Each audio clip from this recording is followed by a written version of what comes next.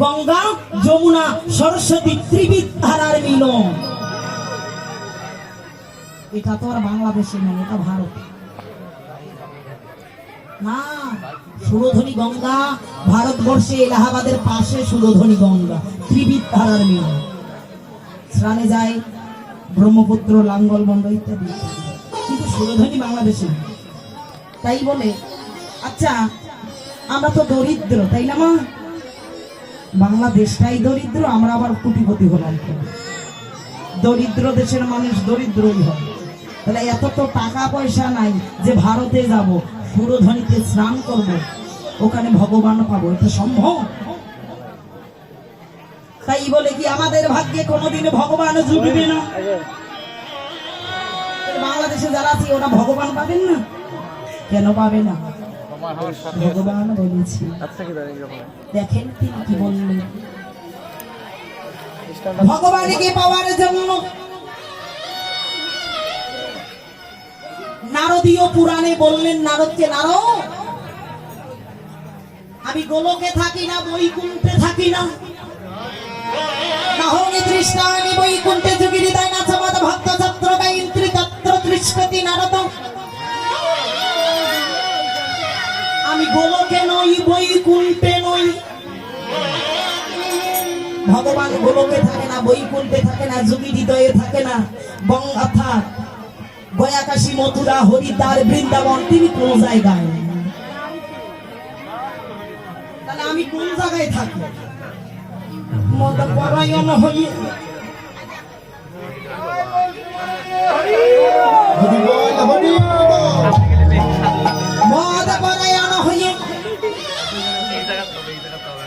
যদি কোন ভক্ত অনুরাগীর ঘরে বসে অনন্য চিত্তের সহিত আমায় ডাকে, ভগবান বললেন আমি তার ঘরে বসত করি। অনন্য চিত্তের সহিত মদ পরায়ণ হইয়া আমার। তাহলে যাহা বললেন ভগবান, আমি গয়াতে নাই, কাশীতে নাই, বৃন্দাবনে নাই, দ্বারকায় নাই, মথুরায় নাই, গোলকে নাই। ভগবান গোলকেও নাই, দ্বারকায় নাই, সুরধনীতে নাই। তাহলে তিনি আছেন কোথায়? যাহা দেখো বিশ্ব ব্রহ্মাণ্ডে তাহা আছে আমার ভগবানের দেহ ভাণ্ডে। যাহা আছে ভগবানের দেহ ভাণ্ডে তাহা আছে মানবের দেহ ভাণ্ডে।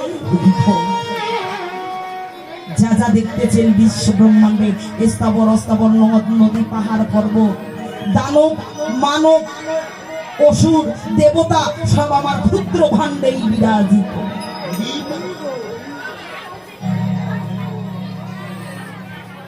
আসরিক ভাব হয় না বাবা? রাগ যখন ওঠে, ছোট বড় মান করি, মেরে দিই না একটা? তাহলে আমার ঘরে অসুর আছে, আছে না? ঘরে অসুর আছে, দেবগণ নয়, তাহলে দেবতাও আমার ঘরে আছে।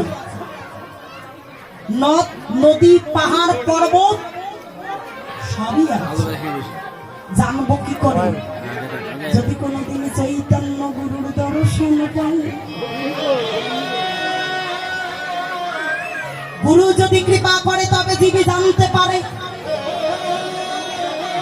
কৃষ্ণ কৃপা হয় জগদমোহন। ভগবান সবাইকে কৃপা করে পাঠালেন। গুরুদেবের কৃপা কোন কোন ভাগ্যবান আর ভাগ্যবতী পাই।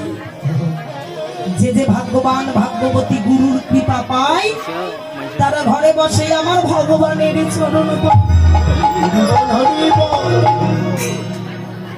যারা গুরুর করুণা পায় তারা ঘরে ভগবান পায়, আর যাদের ভাগ্যে গুরুর কৃপা হয় না তাদের মানব জন্ম পাওয়া না পাওয়া দুটাই সমান। এই জন্মটা পাওয়া না পাওয়া দুটাই সমান, পেয়েছে না না পেয়েছে দুটাই সমান। তাহলে গুরুদেবের যদি করুণা হয়, ক্ষুদ্র ভাণ্ডে তা খাইয়ে দেখুন আমার সুরধনী গঙ্গা বিরাজ করছে। প্রভু আমার নিত্য নিত্য খেলা করে। আমাদের ভাগ্যে দর্শন হলো না। প্রভু প্রত্যেক দিন খেলা করছে, কিন্তু আমরা দেখতে পাচ্ছি না।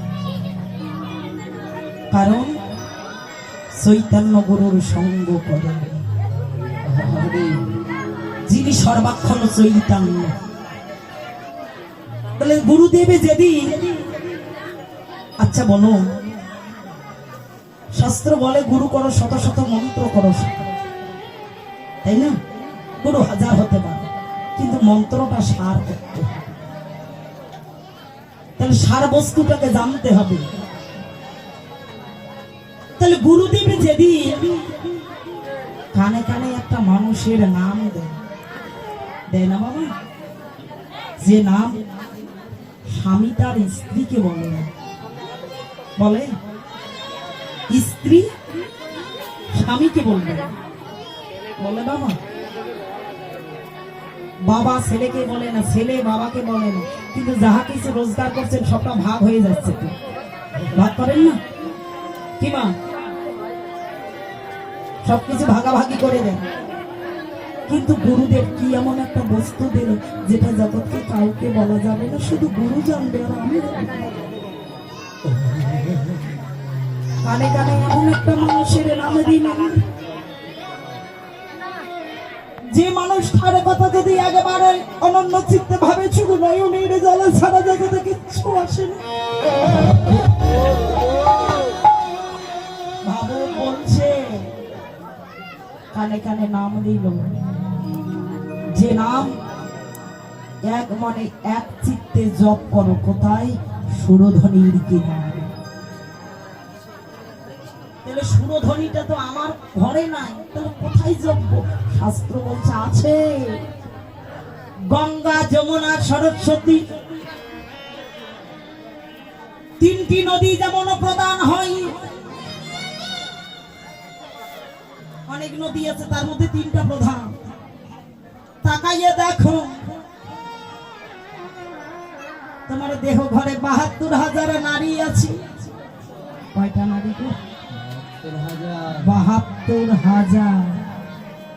কিন্তু একটা নারী নিয়ে খবর জানি না, এতগুলো নারীর খবর করবো কি? শাস্ত্র বললেন তোমরা তিনটা নারীর খবর। কোন তিনটা? ইরা, পিঙ্গলা, সুশর্মা। তিন নারীর খেলা হয়। ইরা নারী গঙ্গা, পিঙ্গলা হলো যমুনা, সুশর্মা নারী হলো সরস্বতী নারী। তাহলে তিন নারীতে খেলা হয়।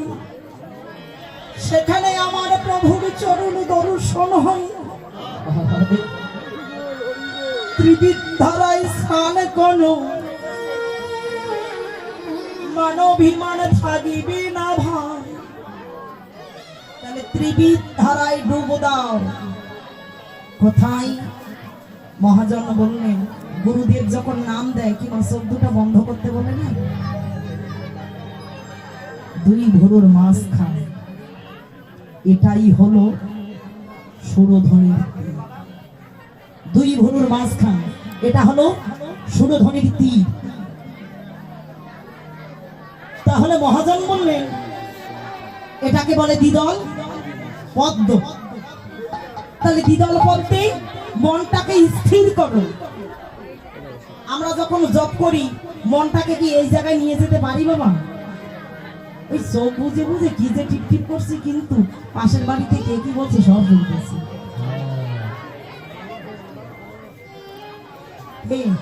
কারণ আমরা এমন একটা ভক্ত, গাছেরও খাই তলেরও ঘুরাই।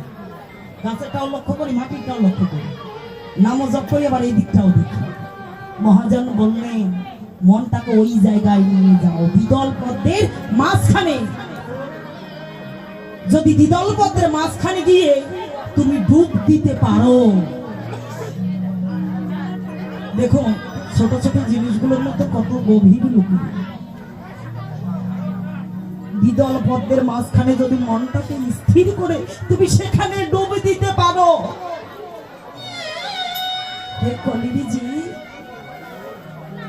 দ্বিদল পদ্ম অতিক্রম করে তুমি আজ্ঞা চক্রে যাবে। আজ্ঞা চক্রের উঠতে হলো নিরালম্বপুরী। আস্তে আস্তে উপরে যাব, যদি গুরুর করুণা তুমি নিরালম্বপুরী পর্যন্ত পৌঁছিতে পারো, ধ্রুব সত্য তোমার কোনোদিন জন্ম হবে না, কোনোদিনই মৃত্যু হবে না, তুমি ভগবানের চরণ দর্শন লাভ করে।